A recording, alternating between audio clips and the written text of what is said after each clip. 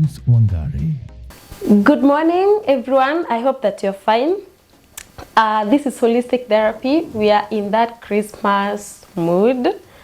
And I know that many of us will be traveling up country to go and see our relatives, to go and see our friends. And today I thought there are people who usually go home for Christmas, and then when they come back, mtu anaanza kununua dawa za pressure because maybe you went and you met with in-laws who you think and you feel that they are toxic. So we know in-laws can be good. In fact, it is very sad to get married with the thought that in-laws are bad, especially those people who are getting married. I'm married myself, and I can tell you, I think I'm lucky. I'm one of the lucky people because my mom-in-law is fantastic and my sisters-in-law. But I know there are people who are not as privileged, or they don't have that privilege of having people who give them peace. I know there are people who know that they are, like for example now, they are getting to get-togethers at home, and maybe you're here wondering, do I tell my husband or my wife that I don't want to go home? So, because at the end of the day, you don't want to go home and then you come and start taking pressure meds. So, people can be good. In fact, sometimes you find that there are people who are married somewhere, and because you have had it enough that, you know, in-laws must be bad people, your brothers-in-law, your sisters-in-law must be bad, and so you go with a negative attitude, even if those people that are supposed to be your family, they are good people. So you stay a frowned person, a sad, a bitter person. It's normal for people who live together to have their own, you know, sometimes you'll have to cross each other's line. Okay, it should not be a habit, but sometimes you find that you crossed someone's line. You find that you said something that hurt the other person, and if you know that you have done that, it's important to apologize, especially because family is very important, by the way. So I'm not here to tell you that you dish family, you don't bother about them, but there are people don't have the attitude that people must be bad, and so you carry your attitude and spoil relationship that would have been good. So I also understand that there are people who are generally chaotic. I understand that there could be in-laws who just unajua wale watu wa kutafuta maneno. You have traveled all the way and maybe you think people are harassing you. I've had also people who are even physically harassed. Or even you stay with someone and they talk, the way they talk to you, the way they talk to your children, and you feel like this is not becoming a good thing. So I want us to learn 3 ways in which if people are not toxic, don't say that they are toxic because you are. Because sometimes you can be married somewhere, you find good people, but the way you behave, the way you talk, your attitude, you know, they say that attitude is like a flat tire. If you have a bad attitude, you are not going to go anywhere. So if you want to be empathetic, you have gotten married somewhere, people have their own issues. So be empathetic, be kind, be understanding, because sometimes you always look forward to be understood, to be loved, to be cared for. So when people need you, please ensure that you are available for them So don't label people as bad. If you have good people around you, don't be the toxic person. Don't be the person who brings issues, because I know that sometimes as human beings we can be selfish, and you'll go away tainting people's names, that these people don't love me, these people don't understand me. And in the real sense, you are the person who found a peaceful family, and then you are bringing division. So it's good to do some introspection and see whether you are the person who is doing that. Now, if you go somewhere and you find that, like for instance, because you have to go home, those who have to go home, maybe you don't have to, for Christmas, I would say that if you know in your right mind that you are not the problem, and maybe whenever you go home, whenever you have those get-togethers, you have to have a lot of stress and a lot of headache. I would give you maybe just only 3 tips. Maybe you can also apply others. Number 1, if you know that people don't love you, don't respect you, they are not kind, and I'm not saying that you imply this if it's not real. So if you know that that is the kind of environment that you get yourself into during the festive season, number 1, take care of yourself mentally. You should come first. Your mind should come first. You don't have to go home and then come back with headache. You don't have to go home and then come back feeling like you have no dignity, that you have no self-esteem, that you have no value. So if you know that you have to get yourself in such a space, if you know that every time, like for the last 10 years or for the last 5 years or 20 years, the game is the same, don't go home. Don't. Take care of yourself, because I can imagine that when you go home, your kids sees how you are being treated. Somehow they might even hate the environment that you are putting them in. So I would say, if it is a consistent abuse, if it is a consistent toxicity, you can skip it. Talk to your spouse if they're understanding and tell them, I feel like I don't want to go home. If they also see, and I would like to encourage the husbands, otherwise, because it goes either way. If you see that maybe your spouse is being harassed, don't just stay there, look at it, and you are like, these are my people, you have to force yourself to you have to like them by force. No.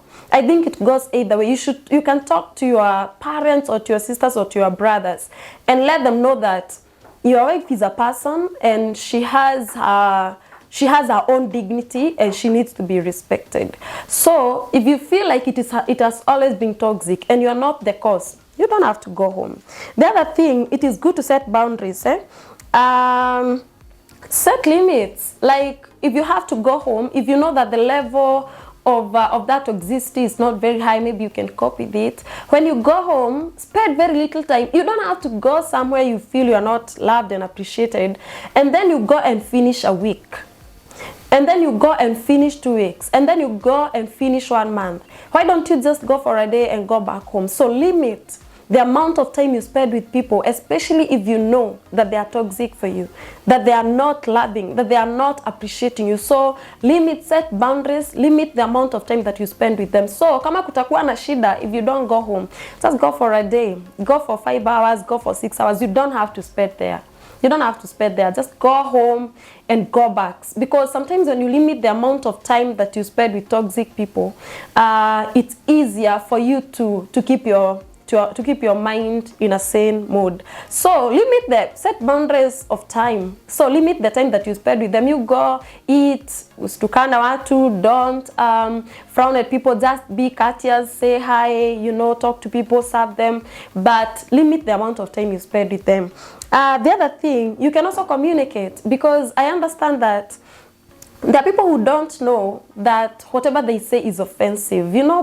I've met very interesting characters in this world. There are people who don't know that what they say is offensive. So if someone does not have this habit of offending you, because families have diverse human beings. If you know that someone is not used to harassing you, and maybe they say something that offends you, just speak openly to them and tell them, I don't think what you said sounds good. And also maybe you have these aunties who wait for these girls who are not married to go and ask them intrusive questions like, why are you not married? Where are my grandchildren? Where are my children? Sorry, there's something I like saying. Be sensitive. Be sensitive. And I don't know, stop asking people intrusive questions. If you have this relative, they have been married for 5 years or for 4 years and they don't have children, please Be sensitive. Don't go and asking them questions, why don't you have babies? And maybe they spend most of their money and most of their time in the gynecologist's office. So be sensitive. Don't ask people questions that intrude their privacy, okay? The other thing, we have said that you can take care of yourself. Then focus on what you can control. I think last time we talked about things that you can control. We talked about the only person you can control is yourself. So when you go home, know that you cannot control what everybody else does. Don't micromanage people, all right? Don't micromanage people. Don't micromanage what people are doing. Don't micromanage what people are thinking, the ideas they have.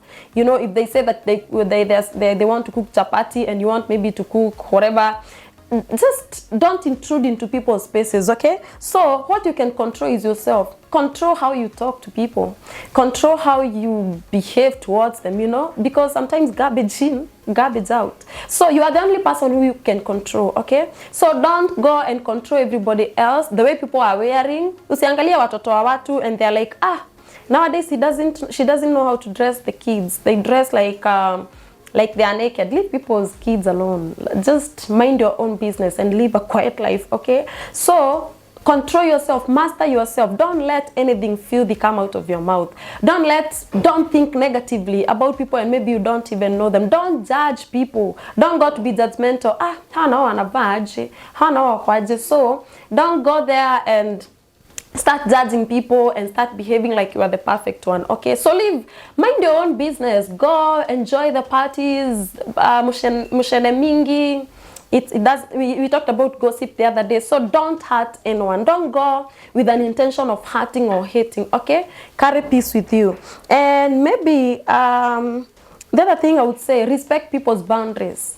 Don't enter into people's bags. You know, these things can seem like they are funny, they are simple, but if you find that someone has something you want, maybe they have carried the lotion that you have always wanted to buy and you didn't buy it, I would say that don't go entering into people's bags. Don't go asking people's children's questions like, where does your dad work? Where does your mommy work? You know, such kind of thing. So don't be intrusive into people's spaces. Don't enter into people's bedrooms. You know, there are people, you know, the way like in our culture, the way it is, there is always that room that maybe people are given to put their own things. Knock before you enter. You know, these things, they are simple, but they are very courteous, okay? When you go and maybe you find food in the fridge and you have 50 of you or even 20 of you in the house, don't go and eating everything. Don't go eating all the fruits. Don't go eating all the candies and there are kids around. So I would say use your common sense, all right? Use your common sense. Are you together? So don't be toxic, because sometimes you think people are toxic, but we are. The other thing I would say, maybe understand your triggers. I know sometimes, especially those people who are used to maybe being rejected from wherever you come from, maybe you have childhood issues, don't project them into the in-laws family. So understand your triggers. If people have rejected you in the past, don't interpret that whatever people say to you, it's negative, it's coming from a point of rejection, okay? So don't misinterpret things, and that you have said that if you find that something is not working for you, communicate. And lastly, I would say, in case you feel like someone has told you something that is so bad, that is so weird, there is something I would like you to do. Cool off before you answer. Cool off. Don't even, no matter what a person says, take a minute outside, because there are things you can do. Do you know, the most interesting thing, in-laws are not people who you are having them today, unless maybe you want to separate or to divorce, and of which it's, I don't know. So if these are the people you are going to live with for long, sometimes I usually say that a moment of silence can never be misinterpreted. When you keep quiet, because sometimes people will say things either knowingly or unknowingly, so silence can never be misinterpreted. If someone says something that is very awkward, don't answer back. There's something I've always trained myself. If people treat me badly, you will communicate to them, but never tell someone something that you'll hurt them. Never tell someone, because you can never take your words back. Never revenge.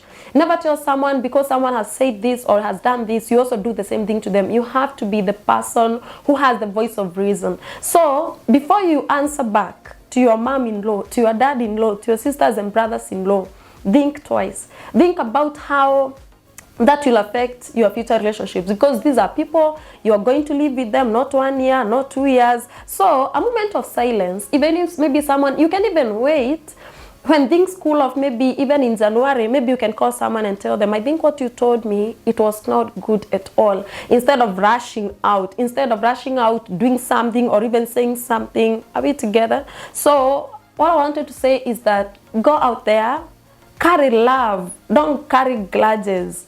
You know, if there are people maybe who did for you something that is bad, you know, family, there is no perfect family. Carry forgiveness with you. Don't carry grudge. Don't say that walinifanya and so I'm going to revenge this time around. No, be a grown-up.